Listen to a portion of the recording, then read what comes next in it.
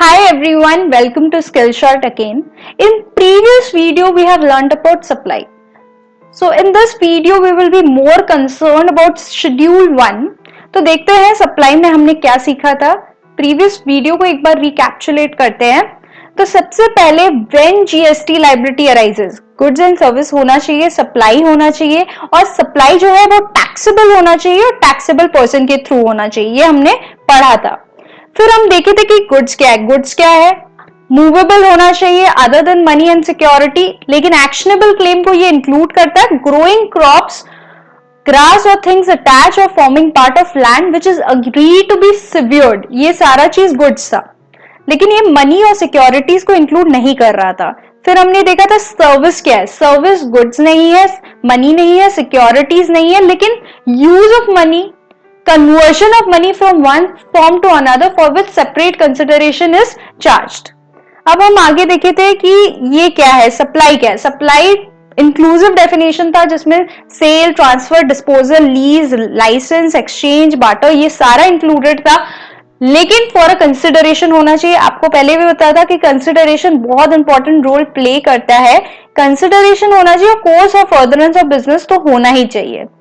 फिर हमने बोला था कि भैया कंसिडरेशन नहीं है, course of furtherance of business नहीं है, फिर भी सप्लाई माना जाएगा. इसका कोई एक्सेप्शन था.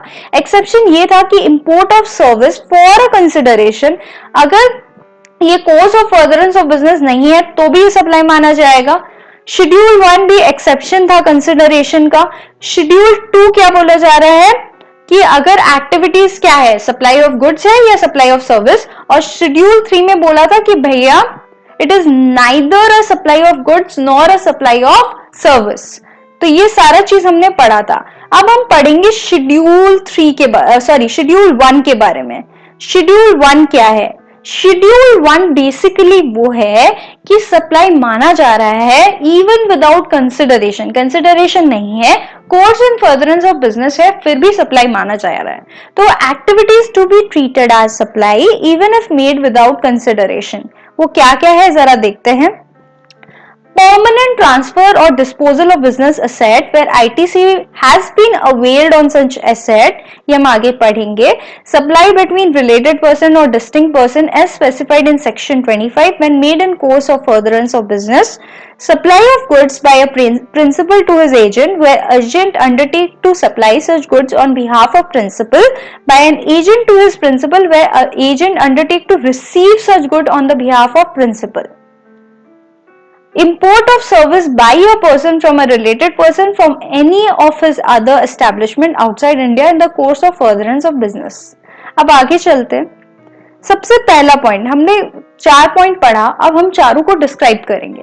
सबसे पहला आता है परमानेंट ट्रांसफर और disposal of business asset where ITC has been availed on such asset. क्या बोल रहा है ये कि आपने अपने बिजनेस एसेट का परमानेंट ट्रांसफर या डिस्पोजल किया है जिसमें आपने आईटीसी लिया था. तो 3 चीज इंपॉर्टेंट है. एक तो डिस्पोजल परमानेंट, बिजनेस एसेट का डिस्पोजल और आईटीसी उसमें अवेल किया है आपने. तो अगर आप विदाउट कंसिडरेशन उसको डिस्पोज ऑफ कर रहे हो या ट्रांसफर कर रहे हो तब भी आपका क्या माना जाएगा कि वो सप्लाई है. इवन इफ विदाउट कंसिडरेशन अगर आप कर रहे हो तब भी वो क्या माना जाएगा, it will be considered as supply. Suppose example लेते हैं, रमेश ने अपना ओल्ड लैपटॉप, यहाँ आप देखिए रमेश ने अपना ओल्ड लैपटॉप जो उसने यूज किया था बिजनेस के लिए वो अपने फ्रेंड को फ्री ऑफ कॉस्ट दे रहा है. तो सबसे पहले आप कमेंट सेक्शन में लिख सकते हो कि ये सप्लाई माना जाएगा या नहीं. Please pause the video and write down. Hope so you have pause the video. अब रमेश ने अपना ओल्ड लैपटॉप किसको दिया है? फ्रेंड को दिया है फ्री ऑफ कॉस्ट. तो सबसे पहले उसने बिजनेस के लिए यूज किया था, राइट, किया था. दूसरा चीज आईटीसी उसने अवेल किया था. अगर उसने आईटीसी अवेल किया था तब अगर वो विदाउट कंसिडरेशन भी अपना ट्रांसफर कर रहा है लैपटॉप फिर भी क्या माना जाएगा? सप्लाई माना जाएगा. तो इस केस में क्या होगा कि आप फ्री में आईटीसी नहीं ले सकते. अगर आपने आईटीसी लिया है और आप उसको बेच रहे हो या ट्रांसफर कर रहे हो फ्री ऑफ कॉस्ट, बेच तो नहीं बोल सकते, अगर आप ट्रांसफर कर रहे हो फ्री ऑफ कॉस्ट तो आपको सप्लाई माना जाएगा। अब आपका एक क्वेश्चन आ सकता है कि मैम सप्लाई तो आपने बोल दिया, लेकिन कंसिडरेशन का वैल्यूएशन कैसे होगा? हमें तो पता नहीं है कि किस पे जीएसटी लगेगा, क्योंकि फ्री ऑफ कॉस्ट दिया जा रहा है। तो वो हम पढ़ेंगे सेक्शन 15 में, जो बताएगा कि कंसिडरेशन को कैसे हम वैल्यूएट करें, कैसे उसका वैल्यूएशन करें। सो गाइज नेक्स्ट में चलते हैं। इसमें तो आपने पढ़ लिया कि परमानेंट ट्रांसफर और डिस्पोजल अगर बिजनेस एसेट का जिसमें आईटीसी लिया हुआ है तो सप्लाई माना जाएगा। नेक्स्ट चलते हैं। नेक्स्ट में बोल रहा है कि सप्लाई बिटवीन रिलेटेड पर्सन और distinct person as specified in section 25 when made in course of furtherance of business. मतलब अगर सप्लाई रिलेटेड पर्सन या डिस्टिंक्ट पर्सन के बीच है, सपोज कीजिए दो रिलेटेड पर्सन में सप्लाई हो रहा है, अगर फ्री ऑफ कॉस्ट सप्लाई हो रहा है, विदाउट कंसिडरेशन सप्लाई हो रहा है, लेकिन course of furtherance of business में हो रहा है, तब भी माना जाएगा वो क्या है? सप्लाई है। तो अब रिलेटेड पर्सन, तो सबसे पहले आपके अकॉर्डिंगली रिलेटेड पर्सन कौन होता है? रिलेटेड पर्सन वो होता है जो कंट्रोल कर सकता है या कंट्रोल हो सकता है। अगर मैं किसी को कंट्रोल कर रही हूं तो वो मेरा रिलेटेड है। सपोज कीजिए आप member of family, they are in a controlling or influencing nature to each other, तो that is related। आपके अकॉर्डिंगली कौन हो सकता है रिलेटेड, आप प्लीज कमेंट सेक्शन में लिखें। होप सो आपने लिखा होगा। रिलेटेड पर्सन जो है वो लॉ के अकॉर्डिंगली सेक्शन 15 में डिफाइन किया गया है। उसमें बोला person including legal person are deemed as related person if such person are officer or directors of one another business. Officer और director of one another business, ये देखते हैं ये क्या है। इसमें क्या है, एग्जाम्पल 1 में मैंने समझा रखा है। सपोज कीजिए ए लिमिटेड है, बी लिमिटेड है। ओके, ए लिमिटेड का ओनर ए है, बी लिमिटेड का ओनर बी है। अब बी जो है वो अपॉइंट किया गया as officer of director of A limited, और ए ओनर जो है वो बी लिमिटेड का ऑफिसर और डायरेक्टर अपॉइंट किया गया। इस केस में ए लिमिटेड और बी लिमिटेड क्या माने जाएंगे? रिलेटेड।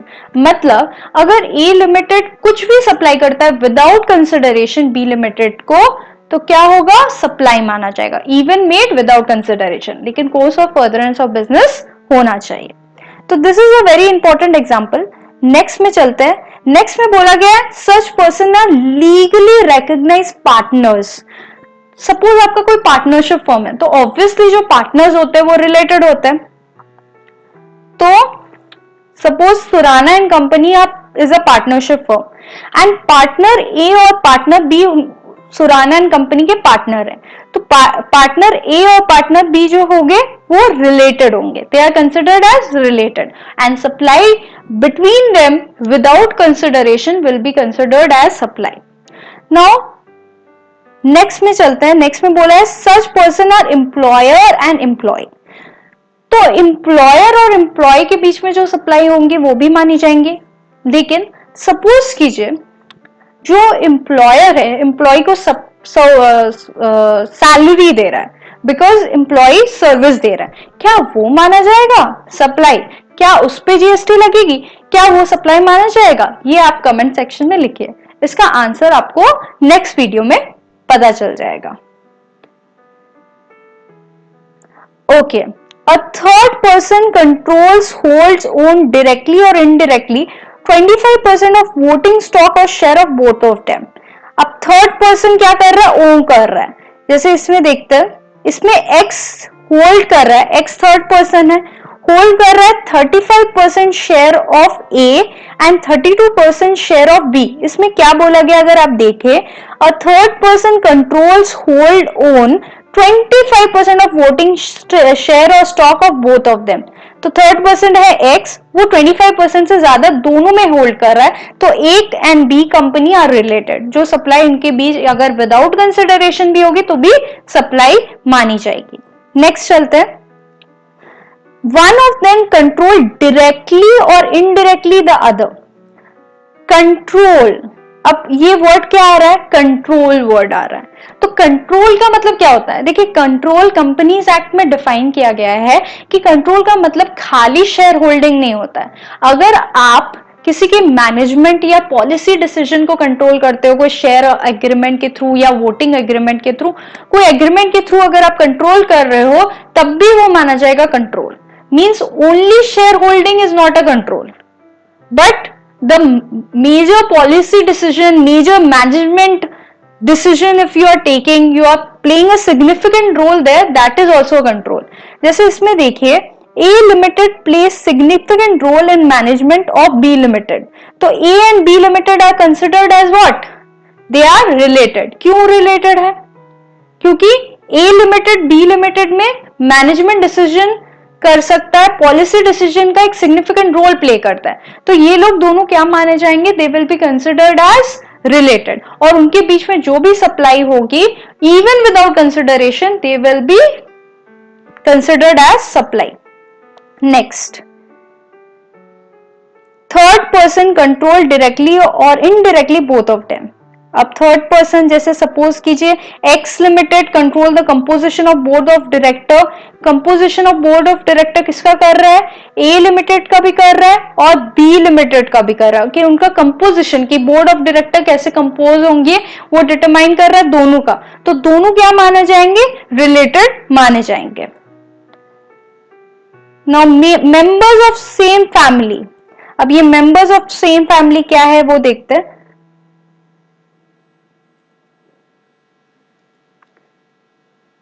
फैमिली पहले क्या होती है? फैमिली मतलब spouse, children, parents, grand parents, brother, sister of the person if they are wholly or mainly dependent on the said person. तो स्पाउस और चिल्ड्रन तो ऐसे ही आ गया. मीन्स अगर कोई सपोज कीजिए ए है तो ए की वाइफ और ए के बच्चे और ए के पेरेंट्स और grand parents, brother and sister तब आएंगे जब वो होली या मेनली डिपेंडेंट होंगे. तो वो लोग क्या माने जाएंगे? फैमिली माने जाएंगे. तो वो लोग भी रिलेटेड पर्सन माने जाएंगे. अगर इनके बीच कोई ट्रांजैक्शन होता है in course of furtherance of business, even without consideration, they will be considered as supply. तो ये जो पर्सन है, ये जितना भी हमने पढ़ा कि यहां पर आपने पढ़ा कि third person, such person are employ, third person control, these all person क्या है? Person include legal person. Legal person मतलब individual, HUF, partnership firm, company, all this are included over here. तो आपको ये समझ में आया होगा रिलेटेड पर्सन क्या होता है. रिलेटेड पर्सन मतलब क्या होता है कि जो ऑफिसर है, डायरेक्टर है, एम्प्लॉय है, एम्प्लॉयर है, पार्टनर्स है, या आप शेयर होल्ड करके उसे कंट्रोल कर रहे हो उस कंपनी को, या उसकी कॉम्पोजिशन ऑफ डायरेक्टर्स को डिसाइड कर रहे हो, या मैनेजमेंट डिसीजन ले रहे हो, तो आप क्या माने जाओगे? रिलेटेड माने जाओगे. अगर आप लोगों के बीच कोई भी एक्टिविटी होती है, even if without consideration, it will be considered as supply. Now इसमें बताया गया था रिलेटेड पर्सन के बारे में. अब हम जानेंगे डिस्टिंक्ट पर्सन कौन होता है. डिस्टिंक्ट पर्सन क्या है देखते हैं. एक एग्जांपल लिया गया है डिस्टिंक्ट पर्सन का, उसको देखते हैं. Suppose my company pan number is this. I am having offices in Kolkata, Delhi and Jaipur. Kolkata is being the head office. Kolkata क्या है? हेड ऑफिस है. Now the deals in goods and all India PAN based turnover is 75 lakh. सबसे पहले section 22 में हम लोग को आना पड़ेगा. ये जीएसटी में रजिस्ट्रेशन कैसे होता है?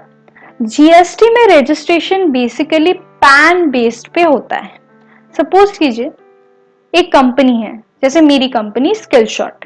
इसका अगर वेस्ट बंगाल, गुजरात और तमिलनाडु तीन जगह ब्रांच है, दो जगह ब्रांच है, एक जगह हेड ऑफिस है. ओके, तो ये जो तीनों है इसका मेरे को क्या देखना पड़ेगा? टर्नओवर देखना पड़ेगा. अगर इसका तीनों का टर्नओवर, सिंस मैं सर्विस प्रोवाइड कर रही हूँ, तो 20 लाख से अबव होगा तो मेरे को क्या करना होगा? जीएसटी में रजिस्टर करना पड़ेगा. इस केस में क्या हो रहा है? ये गुड्स में डील कर रहा है और all India pan based turnover 75 lakh है. मतलब तीनों ब्रांचेस का, सिंस एंटिटी तो एक ही है, एक ही कंपनी है, एंटिटी एक ही है, ब्रांच अलग अलग है खाली, तो तीनों का जो टर्नओवर है क्लब करके 75 लाख है. और इंडिविजुअल टर्नओवर है 45 लाख, 15 लाख और 15 लाख इंडिविजुअल ये टर्नओवर है। Since the all India pan based turnover exceed क्या कर रहा है 40 लाख। देखिए गुड्स में अगर 40 लाख एक्सीड करता है तो हम लोग को क्या करना पड़ता है, जीएसटी में रजिस्टर करना पड़ता है। अब जीएसटी में जो रजिस्टर होगा तीनों ब्रांच को होना पड़ेगा। अगर तीनों टैक्सेबल सप्लाई देती है तो तीनों को क्या होना पड़ेगा, जीएसटी में रजिस्टर्ड होना पड़ेगा। मतलब इसमें भी जीएसटी में तीनों ब्रांच मतलब कोलकाता, दिल्ली और जयपुर को रजिस्टर होना पड़ेगा। अब आप पूछोगे मैम ये तो 15 लाख है, 40 लाख से बिलो है, ये भी 15 लाख है, 40 लाख से बिलो है, फिर भी क्या रजिस्टर होना पड़ेगा? हाँ रजिस्टर होना पड़ेगा। जैसे ऑल इंडिया अगर आप ऐड करोगे अपने सारे ब्रांचों का टर्नओवर, जैसे ही वो 40 लाख एक्सीड करेगा इन केस ऑफ गुड्स आपको जीएसटी में रजिस्टर कराना पड़ेगा। अब सबका जीएसटीएन नंबर अलग अलग होगा। अब आप पूछोगे मैम अलग क्यों होगा, क्योंकि देखिए सारे जन अलग अलग स्टेट्स में हैं, तो अलग अलग स्टेट मतलब अलग अलग GSTN number, different GSTN number for different state. अब देखिए अब कोलकाता, दिल्ली और जयपुर सबका जीएसटीएन नंबर अलग है, तो सब लोग क्या माने जाएंगे, डिस्टिंक्ट एंटिटी माने जाएंगे, डिस्टिंक्ट पर्सन। डिस्टिंक्ट मतलब अलग पर्सन, हर का स्टेट अलग, जीएसटीएन नंबर अलग, बिकॉज उनका स्टेट अलग है, इसलिए वो लोग क्या माने जाएंगे, डिस्टिंक्ट पर्सन माने जाएंगे। अब कलकत्ता अगर दिल्ली को सप्लाई करेगा, दिल्ली अगर जयपुर को सप्लाई करेगा, जयपुर अगर कलकत्ता को सप्लाई करेगा, इवन दो एंटिटी तो एक ही है, कंपनी एक ही है, लेकिन उनका जीएसटीएन नंबर अलग है, इसलिए वो लोग क्या माने जाएंगे, सेपरेट एंटिटी माने जाएंगे, डिस्टिंक्ट पर्सन माने जाएंगे एज पर जीएसटी। तो अगर वो अपना सप्लाई करते हैं अपने ब्रांचेस में विदाउट कंसिडरेशन, तब भी क्या माना जाएगा, तब भी क्या माना जाएगा, सप्लाई माना जाएगा। तो डिस्टिंक्ट पर्सन आपको समझ में आ गया होगा। जैसे सपोज कीजिए महेश और रजिस्टर्ड सप्लायर, एक और एग्जांपल लिया गया कि महेश और registered supplier own sari shop in Kolkata, he is also having a liquor shop in Mumbai under same pan. मतलब सपोज वो सोल प्रोप्राइटरशिप है, सोल प्रोप्राइटर उसका एक पैन है, वो उसी पैन में कलकत्ता में रजिस्टर्ड है और मुंबई में रजिस्टर्ड है। Are the to treated as establishment of distinct person, क्या वो अलग पर्सन माना जाएगा? सबसे पहले एक रजिस्टर्ड है, एक नॉट रजिस्टर्ड है। अब लीकर शॉप, आप जानते हो कि alcohol for human consumption is not taxable under GST, it is a non taxable supply. तो ये तो क्या हो गया, नॉन रजिस्टर्ड। और साड़ी का शॉप इसका क्या है, रजिस्टर्ड है। साड़ी का शॉप रजिस्टर्ड है और जो लीकर शॉप है वो नॉट रजिस्टर्ड है, क्योंकि टैक्सेबल सप्लाई नहीं है। लेकिन दोनों जन क्या माने जाएंगे, डिस्टिंक्ट पर्सन माने जाएंगे। इस केस में भी एस्टैब्लिशमेंट ऑफ क्या माने जाएंगे, डिस्टिंक्ट पर्सन। अब दूसरे में चलते हैं। महारानी saris transfer 500 sarees from its registered Kolkata factory to registered Delhi retail showroom and no consideration was charged for same। सबसे पहले 500 साड़ी मेरा दिल्ली में सपोज करिए रिटेल शोरूम है और मेरी जो महारानी साड़ीज है वो रजिस्टर्ड कोलकाता फैक्ट्री है उसका, तो कोलकाता में भी है और दिल्ली में भी है। मैंने कोलकाता से दिल्ली में 500 साड़ी ट्रांसफर किया, लेकिन मैंने कोई कंसिडरेशन चार्ज नहीं किया है, तो इस केस में क्या माना जाएगा, इस केस में दोनों डिस्टिंक्ट एंटिटी है। डिस्टिंक्ट क्या है, पर्सन है, क्योंकि दोनों का सेपरेट रजिस्ट्रेशन है और दोनों अलग अलग स्टेट में है, दो जीएसटी नंबर होल्ड कर रहा है, दोनों अलग है, तो इस केस में क्या माना जाएगा, सप्लाई विदाउट कंसिडरेशन है तब भी सप्लाई माना जाएगा, क्योंकि डिस्टिंक्ट पर्सन मतलब दोनों अलग पर्सन के बीच में हो रहा है, ऐसा माना जाएगा। What will be your answer if it has transferred sari from Kolkata Bara Bazar factory to Kakurgachi showroom having same registration. अब देखिए स्टेट वाइज, देखिए एक रूल है, स्टेट वाइज आप रजिस्ट्रेशन मल्टीपल भी ले सकते हो और सिंगल भी ले सकते हो। सपोज आपका बिजनेस वर्टिकल डिफरेंट है, मतलब अगर आपका विद इन द स्टेट, एक स्टेट में आपका एक साड़ी का भी शोरूम है, एक शू का भी शोरूम है, तो ये दोनों बिजनेस वर्टिकल अलग है। आप चाहो तो दो अलग अलग रजिस्ट्रेशन नंबर ले सकते हो, लेकिन जहां पर आपका जीएसटी नंबर सेम है विद इन द स्टेट, तब आप लोग सेम पर्सन माने जाते हो। लेकिन अगर आपका जीएसटीएन नंबर अलग है even with in the state, तब भी आप क्या माना जाओगे? Distinct person. और डिस्टिंक्ट पर्सन के बीच में कोई भी ट्रांजैक्शन होगी वो क्या मानी जाएगी? Even without consideration will be considered as supply. Okay, तो इस केस में अगर सेम रजिस्ट्रेशन है तो सप्लाई नहीं मानी जाएगी, अगर डिफरेंट रजिस्ट्रेशन है तो ही मानी जाएगी। तो कंक्लूजन क्या है देखते हैं।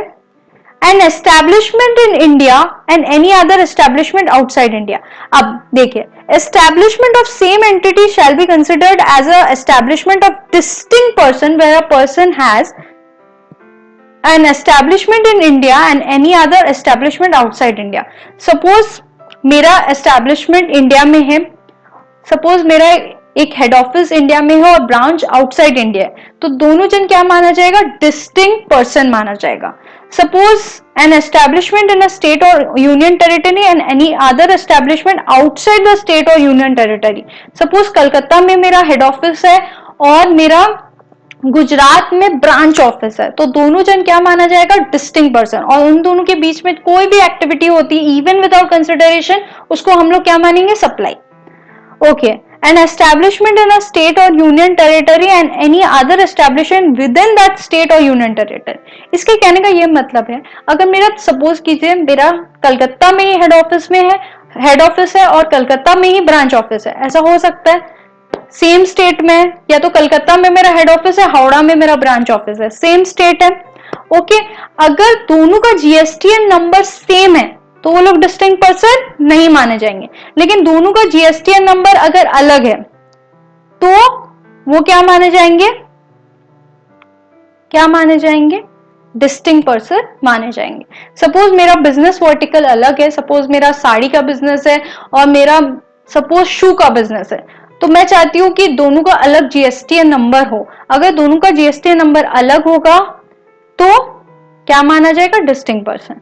तो सिंपल ये है कि अगर मेरा दूसरे स्टेट में मेरा ब्रांच ऑफिस है तो वैसे भी जीएसटीएन नंबर तो अलग होगा, तो इस केस में क्या माना जाएगा? Distinct person. अब मेरा सेम स्टेट में है, अगर जीएसटीएन नंबर सेम है तो डिस्टिंक्ट पर्सन नहीं माना जाएगा, अगर जीएसटीएन नंबर अलग है तो डिस्टिंक्ट पर्सन माना जाएगा, और आउटसाइड इंडिया है तो डिस्टिंक्ट पर्सन माना जाएगा। एक और क्वेश्चन आता है कि मेरा एक स्टेट में जीएसटीएन नंबर है, दूसरे स्टेट में मेरा रजिस्ट्रेशन ही नहीं है, क्योंकि मेरा दूसरे स्टेट में नॉन टैक्सेबल सप्लाई जैसे लीकर का शॉप है और एक स्टेट में साड़ी का शॉप है, तो इन दोनों केस में डिस्टिंक्ट पर्सन तो माना ही जाएगा क्योंकि दोनों अलग अलग स्टेट में है, दे आर डिस्टिंक्ट। ओके, तो ये सारा चीज आपको देखना पड़ेगा। सो ये कंक्लूजन पे हम ये आते हैं कि डिस्टिंक्ट पर्सन या रिलेटेड पर्सन को अगर हम सप्लाई कर रहे हैं even without consideration, they will be considered as supply. अब एक और क्वेश्चन आता है कि एम्प्लॉयर एम्प्लॉय रिलेशनशिप। देखिए, employer employee relationship basically schedule 3 में फॉल करता है। अगर एम्प्लॉय आपको कोई सर्विस देता है जिसके वजह उसको सैलरी मिलता है तो it is considered in schedule 3। तो इसमें क्या होता है? इसमें neither as supply of service neither as supply of goods. तो इस केस में क्या माना जाएगा? एम्प्लॉयर एम्प्लॉय का रिलेशनशिप जब होगा तब सप्लाई नहीं माना जाएगा। लेकिन अगर गिफ्ट एम्प्लॉयर एम्प्लॉय को देता है 50,000 इन अ फाइनेंशियल ईयर, अगर 50,000 तक का वैल्यू का गिफ्ट देता है तो नॉट ट्रीटेड एज सप्लाई। लेकिन 50,000 से ज्यादा का वैल्यू का अगर देता है तो it will be treated as supply. तो गाइस, इससे क्लियर है कि हमने 2 पॉइंट पढ़ा था, परमानेंट ट्रांसफर और डिस्पोजल। अगर हम आगे जाके देखें तो एक बार देख लेते हैं क्या है परमानेंट ट्रांसफर और डिस्पोजल ऑफ बिजनेसेस। जहां आईटीसी हमने क्लेम किया है, अवेल किया है, उस केस में सप्लाई माना जाएगा इवन विदाउट कंसिडरेशन। और इस केस में अगर हम रिलेटेड पर्सन और डिस्टिंक्ट पर्सन को सप्लाई करते हैं, यहां पर अगर आप देखो रिलेटेड पर्सन और डिस्टिंक्ट पर्सन को अगर आप सप्लाई करते हो इवन इफ विदाउट कंसिडरेशन, तब भी माना जाएगा supply. Thank you so much guys. Next जो 2 पॉइंट्स है हम लोग नेक्स्ट वीडियो में कवर करेंगे। Thank you guys, hope so you like my video. Please subscribe.